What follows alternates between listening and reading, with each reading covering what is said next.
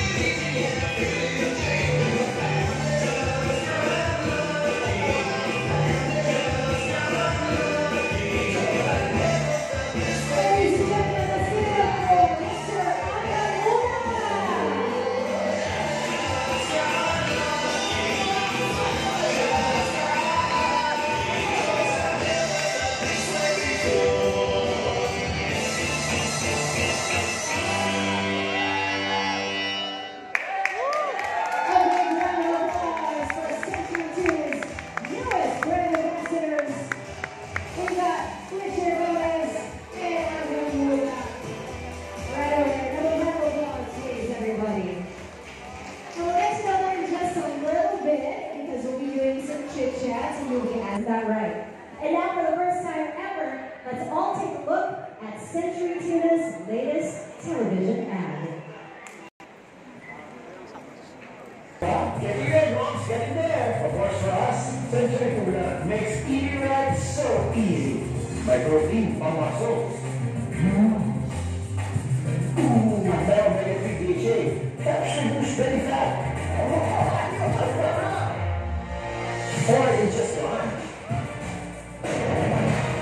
50 pounds down and more to go.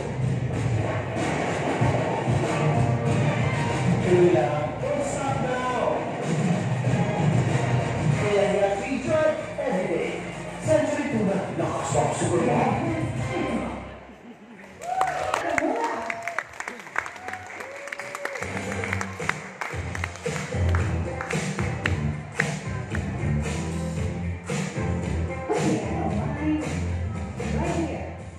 Good afternoon, everyone.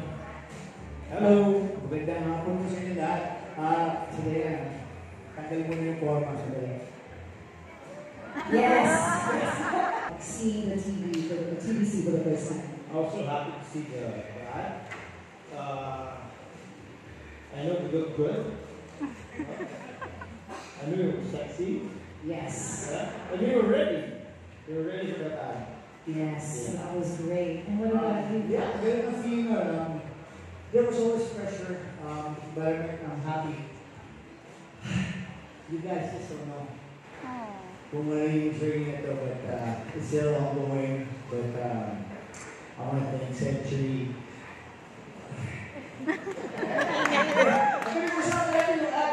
Masaya. You know, una-una sa lahat, masaya ako na kasama ko sa Richard. First time namin magkasama sa isang ad. In the 90s, you know, he had his own world, and I had my own, you know. Tapos ngayon, nakakatuwa na, dahil mag-igot ako ito talaga. Sa dulo, nagkasama rin kami. Together. Para pinagalitan, magpapayat kayo, uy. So ito kami, masaya kami, we were able to do the ad. Century, thank you very much. No, it was fun for me. Paano kasi, it was really a challenge.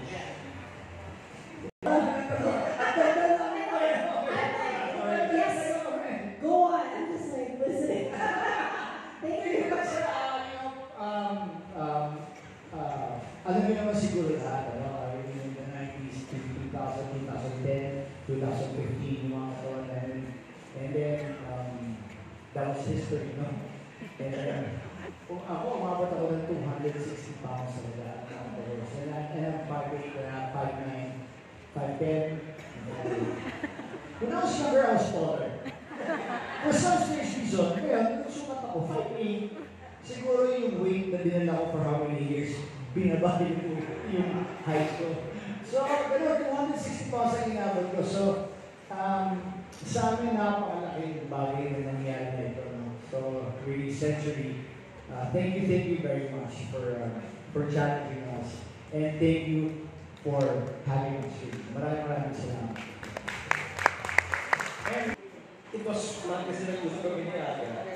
The last project we did together, when we were younger, we ginawa na yung movie before. Sa Regal. Sa Regal, 80s yun, man. O, 80s yun po. Diba ka, mga lost days natin tayo. Kasi nag-prep kami, 90s na yung prep namin. Yung prep namin, nag-iwalay na kami yan eh. Parang ganun ang story niya, diba? May Richard Gomez niya, pero ang tall, dark, and handsome. Yan, diba? Funky. Ako. Two different brands. Diba na, two different brands. Yes, two different brands of hands. Not together in one brand. Yeah, no sure about that. So let's talk a little bit about your fitness motivations. What motivated you guys to keep going? Because how long was that, like 10 months? About almost 10 About months, yeah. almost 10 months. You know what was difficult was starting it. Oh, yes. No, we're not teenagers anymore. Feeling hindi na kami teenagers.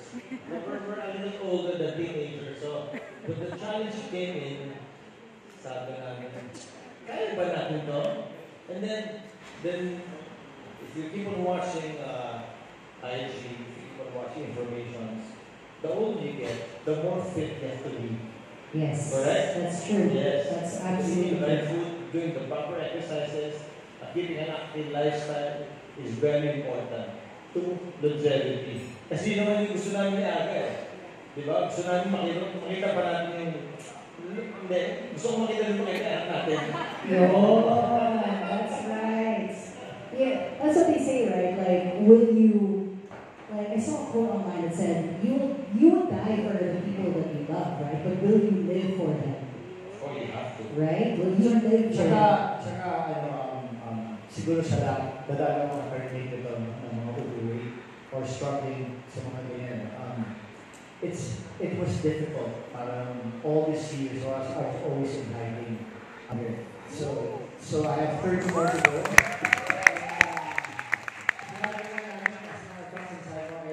Sometimes nakaka-straight namin sa ito. Ganito sana ito. Kung labas natin din, nakahubad tayo. Diba? Pero sabi namin, let's save that for next year.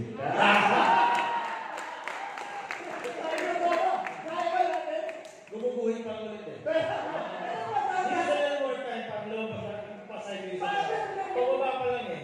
Kumukuti na yun. Oo. Diba? Saka iba rin yung masasang pagkaroon natin. Pagkaroon nyo. Pero nakakatawa talaga, you guys, sa lahat ng mga tao na sa labas dito, sa loob, there's no deadline. Just gotta do it and learn about it, and then mahirap magtago sa buhay dahil sa katawan natin. You can see, parang pa rin itong mahilig ng cash sa atin. But we deserve it. And pinabayaan natin ang katawan natin. But I'm just happy that we're here now. We're halfway there. Sabi nga, Gomes, diba? We're getting there. We're getting there. But more than anything, Aga, we've always been active. No? I was just about to ask, actually. I'm Yes. very much into cycling. He bikes a lot. I play a lot of badminton. I still do my fencing thing. Except that this was really a challenge to lose more weight.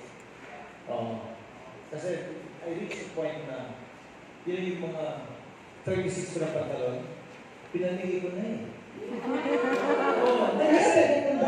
Because lumaki na ako eh. Then 38, ako 38, bigat na nito. And then reached the point na tumitingin na ako 39, 40. Abot kayo, Gomes. 40 ako. Teka, 40. Buti lang dumating sa today. Kasi today, 34 sinusuot ko eh. Happens every 3 years ba yan? Every 2.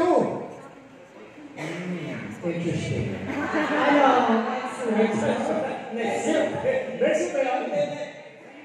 Next month. Wow. I lost 50 pounds. What's another 52 years? Yun.